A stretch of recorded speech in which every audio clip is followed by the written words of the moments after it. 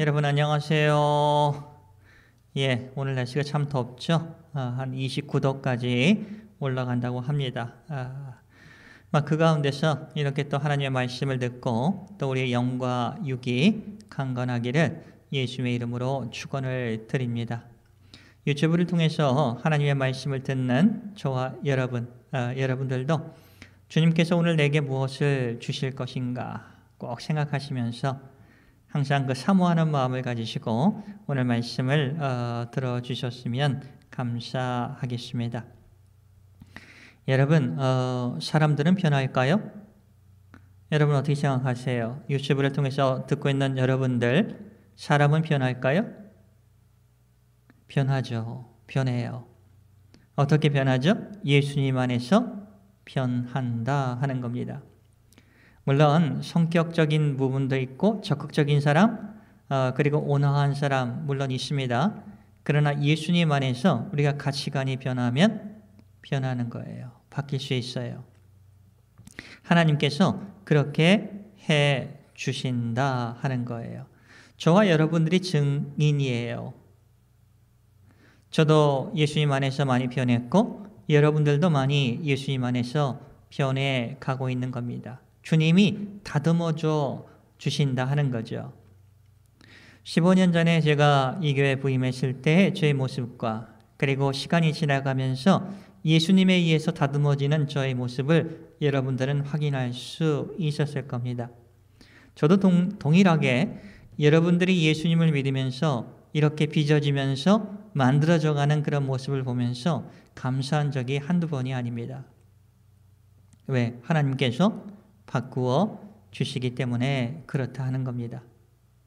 예수님을 믿고 가장 기뻤던 것, 예수님을 믿고 크게 변했던 게 뭐냐 이렇게 누가 묻는다고 한다면 예수님을 믿고 똑같은 상황인데 보는 관점이 많이 달라졌습니다.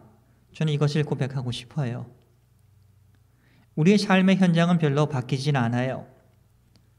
힘든 일은 계속 있고 아픈 일도 있고 목회를 하다가도 그렇습니다. 그러나 보는 관점이 달라졌기 때문에 모든 것이 정말 주님의 은혜였다 하는 것을 고백을 하게 되더라고요. 여러분 잘 아시죠? 유튜브를 통해서 말씀을 듣는 분들은 한번 상상을 좀 해보세요. 제 손에 왼손에 컵에 가지고 있어요. 여기에 물 반이 들어 있습니다. 물이 반이 있는 겁니다. 여러분 손에도 물의 반이 있다고, 컵에 물이 반이 있다고 한번 생각을 해보세요. 그때 내가 이제 얘기를 합니다. 물이 반밖에 없네. 이런 사람인가? 아니면 물이 아직도 반이나 남아있네 하는 겁니다.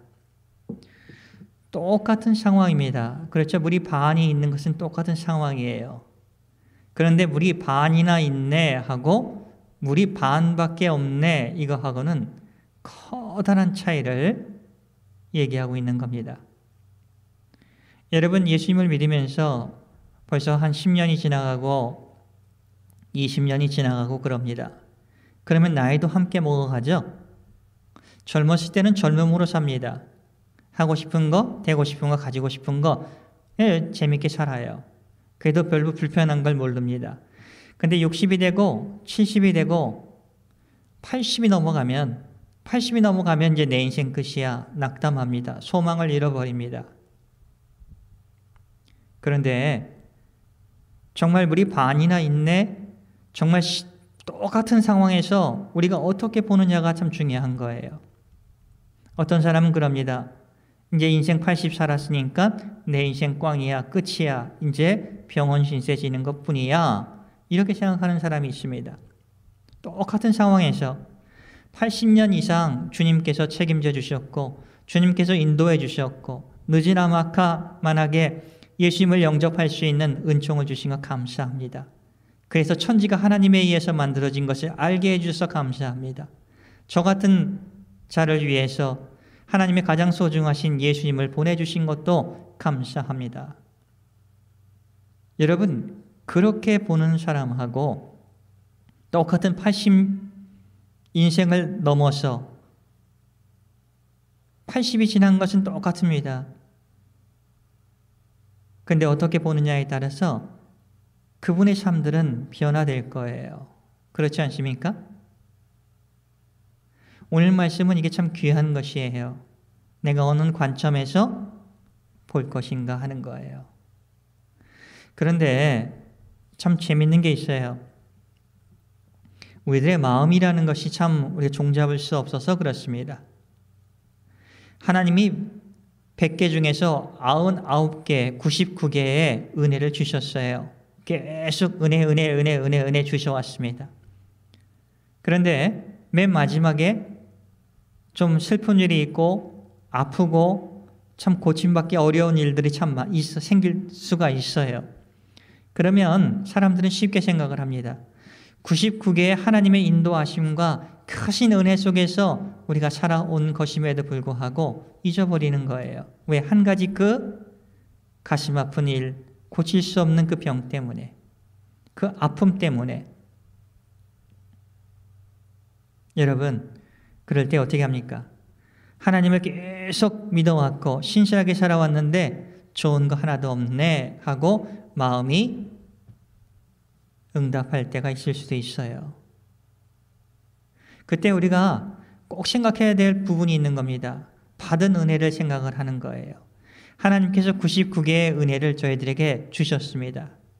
근데 그 한 가지 어떤 큰 아픔, 병이라고 생각해 보세요. 저는 우리가 이 세상을 떠나는 것도 큰 은혜라고 생각을 하는 사람입니다. 여러분, 아픈 상태로서 고칠 수 없는 상황에서 10년, 20년 살아보라고 해보세요. 그거 감사한 거 아닙니다. 정말 아프지 않고 하나님께서 창조하신 그 하나님의 나라에 가서 영원한 몸으로 부활해서 하나님과 함께 사는 것이 주님께서 우리에게 주신 가장 큰 은혜 아닙니까? 그래서 이 세상을 떠나가는 것, 이 세상에 떠나가는 그 자체도 하나님이 주신 큰 은혜라는 것을 깨닫게 되어 보니까 이 세상에 어떤 것이 올지라도 주님 감사했습니다. 받은 복을 세어보면서 감사할 수가 있게 되었다 하는 겁니다.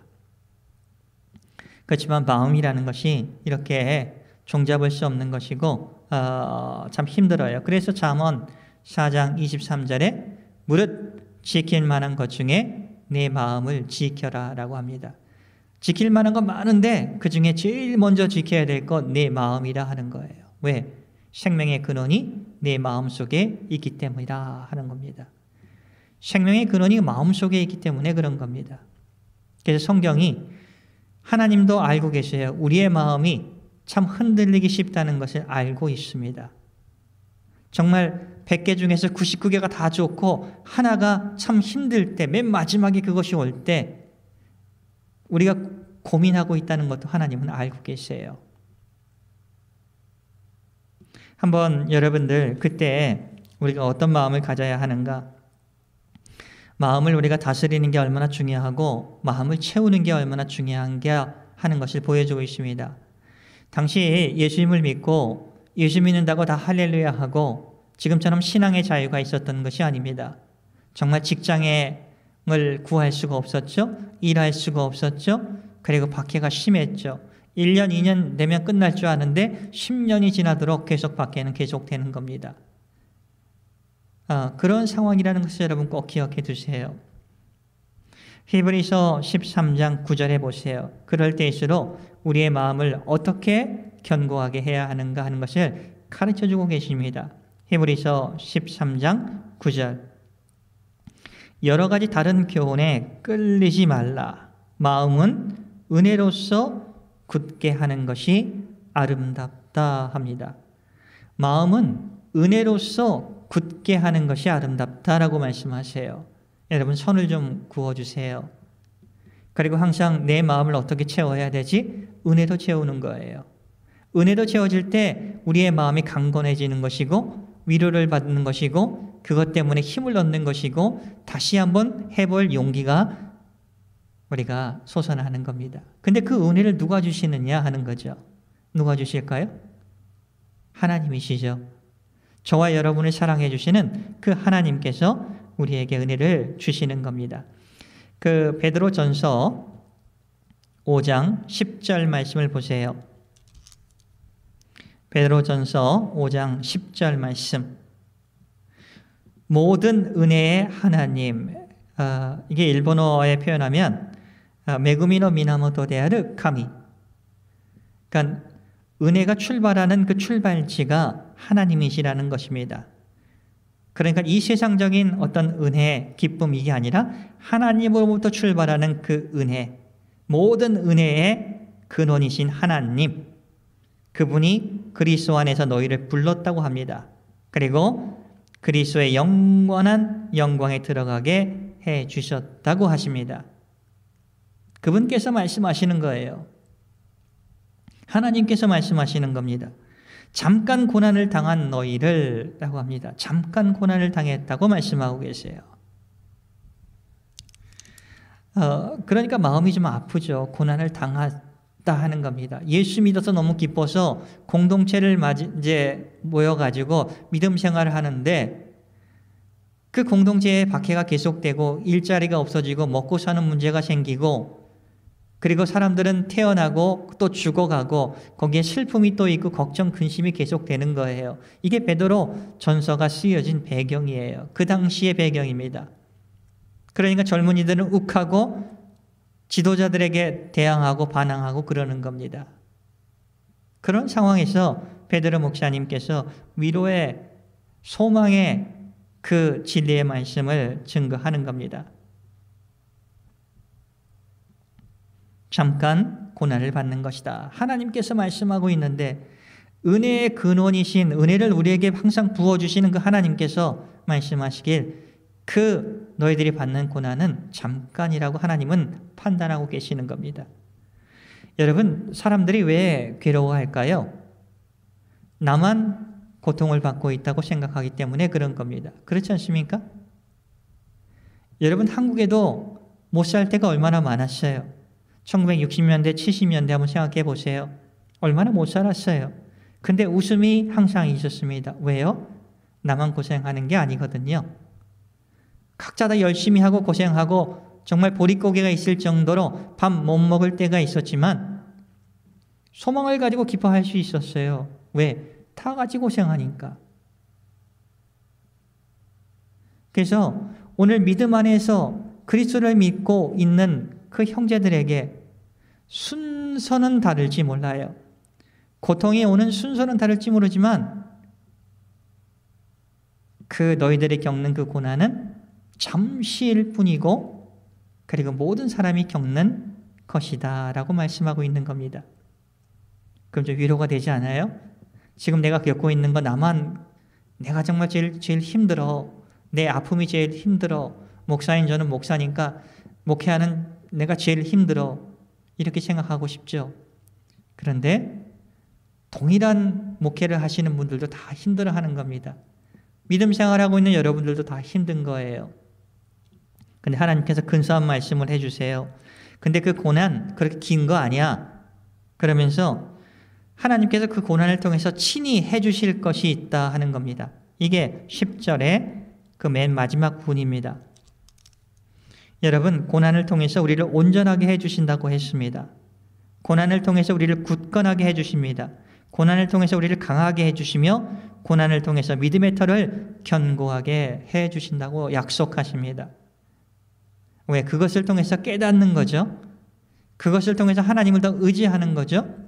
그러면 그것을 통해서 은혜가 어떻게 돼요? 우리의 마음에 들어와서 우리를 강건하게 해주는 거예요. 그러면 우리는 담대하게 우리가 처한 상황을 이겨낼 수가 있는 것이고 그리고 주님께서 지금까지 내 인생을 이끌어 오신 것을 우리가 믿고 고백하면서 감사하면서 살아갈 수 있다 하는 거예요.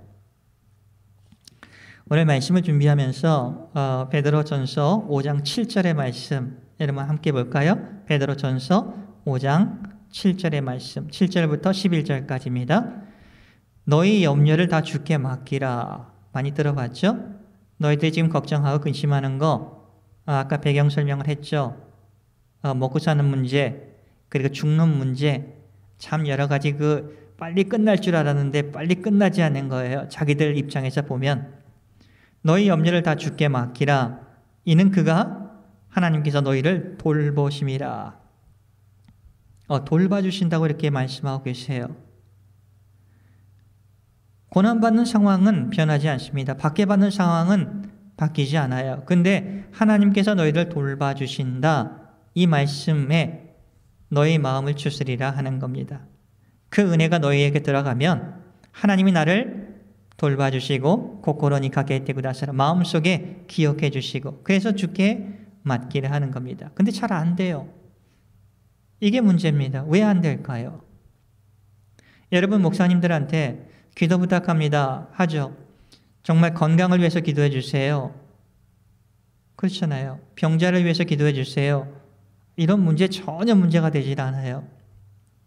근데 여러분 자신들이 하나님께서 모든 것을 맡기려고 하는데 잘 맡기지 못하는 이유를 이렇게 한번 생각을 해봤어요. 혹시 내가 원하는 거 하나님이 틀으시면 어떨까 하는 겁니다. 나는 이렇게 되기를 원합니다. 나는 이런 답을 원합니다. 미리 정해져 있어요. 내가 하고 싶은 거 이겁니다. 갖고 싶은 거 이겁니다. 되고 싶은 거 이겁니다. 하나님 이렇게 해주세요. 예를 들어서 여러분 자녀가 여러분들 마음속에서는 공무원이 되기를 원합니다. 근데 이 일본 땅에서 하나님께서 기도를 하고 맡겼더니 얘는 목사가 되라고 그렇게 만약에 답을 해주시면 어떡하지 하는 거예요. 좀 이해가 되세요? 좀 되시죠? 곤란하죠? 그러니까 맡기지 못하는 겁니다.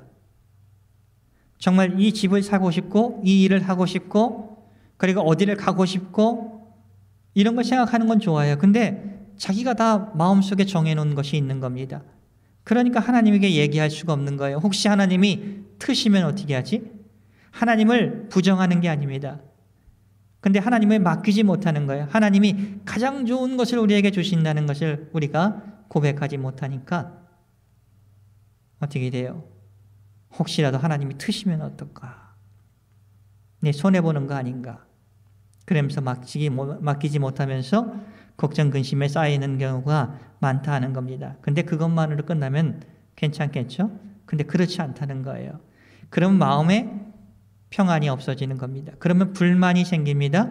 걱정, 근심이 우리를 꽉 지배하다 보면 우리의 삶의 스타일이 또 정말 우리 반밖에 없네 하는 쪽으로 항상 부정적으로 생각을 하는 거예요. 그때 조심해야 될 거 이겁니다. 8절. 근신하라, 깨어라. 상황이 참 험할지라도 근신하고 깨어라. 너의 대적하는 마귀가 정말 배고픈 우는 사자와 같이 너를 삼키려고 두루 다니며 삼킬 자를 찾고 있다라고 말씀하고 계세요. 그렇죠? 마음이 점령당하고 마음이 두렵고 불평으로 꽉 차다 보면 이렇게 마귀에 넘어가면서 그 유혹에 넘어가면서 똑같은 상황 속에서 우리가 불신앙적인 사람으로 평안을 잃고 살아갈 때가 너무나 많다는 겁니다. 그래서 마귀를 유혹이 있다 할지라도 9절에 너희는 믿음을 굳건하게 하라 말씀하고 계세요. 너희는 믿음을 굳건하게 하라. 어떻게? 우리의 믿음은 어떻게 되죠? 은혜로서 하나님이 주시는 은혜로서 굳게 할 수 있는 거죠. 그게 아름답다고 히브리서 13장 9절에서 말씀하고 계세요. 정말 그런 겁니다. 하나님이 주시는 은혜, 하나님이 주시는 그 기쁨, 하나님이 주시는 그 위로를 통해서 그 은혜를 통해서 우리의 마음이 굳건하고 강건하게 된다 하는 겁니다. 그걸 통해서 마귀를 대적하라 하는 겁니다. 그 다음에 이 말씀이 은혜가 되더라고요. 이는 세상에 있는 너의 형제들도 같은 믿음 안에 사는 형제 자매들도 동일한 고난을 당할 줄을 알고 있어라 하는 겁니다. 믿음 안에서 고통받는 거 내가 지금 보지는 않고 있지만 저쪽 지역에 있는 예수 믿는 사람 지금 힘들어해 하는 겁니다. 시기적으로는 다를 수가 있어요. 아버지가 되게 아프시단다. 어머니가 되게 아프시단다. 일하는 것들이 좀처럼 되지 않는단다. 그런 일들이 생긴다 하는 거죠. 너만 있는 것 아니다 하는 거예요. 근데 아까 말씀하셨죠? 10절에서 그게 잠깐이라 하는 겁니다. 하나님께 이 그리스도에게 무스바레르, 예수님에게 안에 있는 사람들은 그가 잠깐이라는 거예요. 왜? 은혜가 그렇게 만들어주는 거예요. 그러면서 10절 다시 한번 볼게요. 베드로전서 5장 10절. 모든 은혜의 하나님 곧 그리스도 안에서 너희를 부르신 그 하나님께서 자기의 영생에 영원한 영광에 들어가게 하신 그 하나님께서 잠깐 고난을 당한 너희를, 줄 치세요. 잠깐 고난을 당한 너희를, 그리고 나만 아니라 모든 사람이 동일한 고난을 지금 겪고 있는 거예요. 시간차는 좀 다르지만. 그럼 좀 이해가 되죠? 잠깐 고난을 당한 너희를 친히, 이게 중요해요.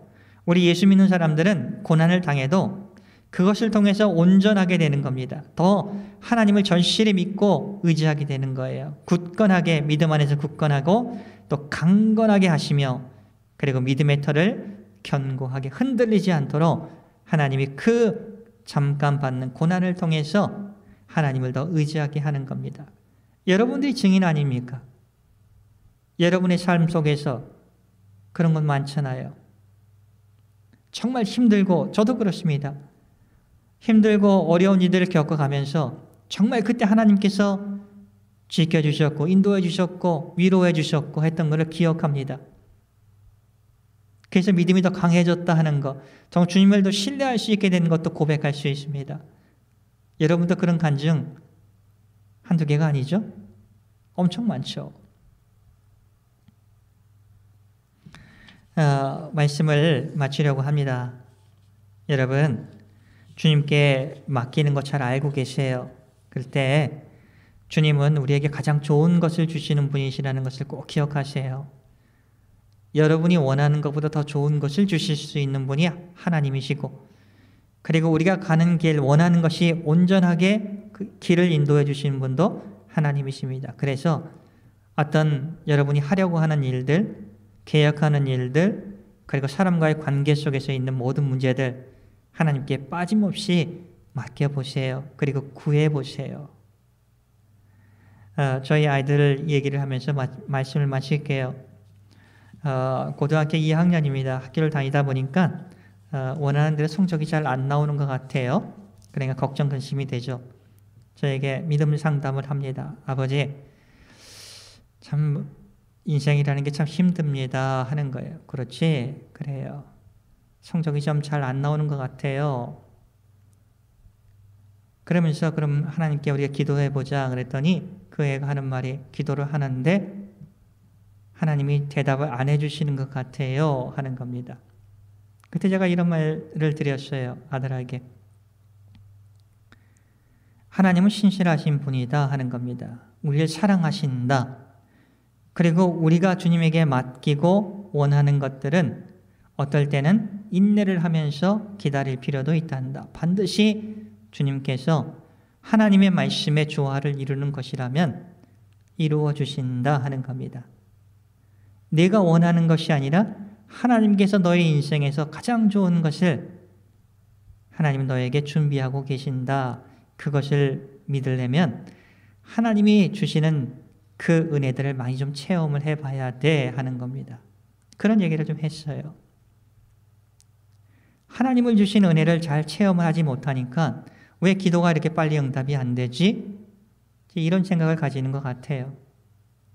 여러분, 저와 여러분이 믿는 하나님은 은혜의 근원이시고 그것을 주시는 분이시고, 우리가 잠시 고난을 받게 하지만 그것을 통해서 우리를 온전하게 하고 강건하게 하고 흔들리지 않는 믿음을 허락해 주시는 분이십니다. 그렇게 만들어 가시는 거예요. 그래서 저와 여러분이 있듯이, 그렇잖아요. 중간평가 안 했잖아요. 저와 여러분이 그렇게 성장해 오고 빚어져 온 겁니다. 그래서 받은 복을 세어보니까 너무나 감사한 거예요. 여러분, 사람은 바뀝니다. 여러분, 저와 여러분이 바뀐 사람들이에요. 주님에 의해서 빚어지고 바뀌어온 사람이에요. 감사하죠? 오늘 모든 것을 그냥 이것만 주님께 맡길게요가 아니라 주님께 정말 상담하고 구하고 그리고 맡겨보세요. 반드시 주님께서 오늘 약속의 말씀처럼 우리를 보살펴 주신다고 하셨어요. 어떤 똑같은 상황일지라도 주님을 의지하면서 우리가 맡기면 반드시 하나님은 역사해 주세요. 그런 은혜가 저와 여러분에게 충만하기를 예수님의 이름으로 축복을 드립니다. 아멘. 기도하겠습니다. 하나님 감사합니다. 정말 예수님을 믿고 우리의 관점들이 많이 변했습니다. 똑같은 상황입니다. 우리가 나이를 먹어가면서도 60이 넘어간 건 똑같을 겁니다. 50이 넘어간 건 똑같을 겁니다. 80이 넘어가는 건 똑같을 거예요. 그러나 지금까지 하나님께서 인도해 주셨다는 것을 고백하는 사람과 정말 하나님을 믿어도 좋은 것 없네 하면서 불평불만을 토하는 사람하고는 인생이 달라질 것입니다. 예수님, 주님은 우리를 사랑해 주십니다. 그것을 맛볼 수 있도록 도와주시고 우리가 힘든 과정을 통해서 정말 주님이 우리의 믿음을 성장시켜 주셨다는 것을 다시 한번 고백합니다. 그것만 우리가 안다면 주님이 나를 사랑해 주시고 앞으로도 인도해 주실 것을 확신하며 순종하며 따라갈 수 있습니다. 주님, 인생을 많이 걸어왔습니다. 그러나 주님께서 앞으로도 걸어갈 그곳에 하나님이 함께해 주신 것을 믿습니다. 감사하며 예수님의 이름으로 기도를 드리옵나이다. 아멘.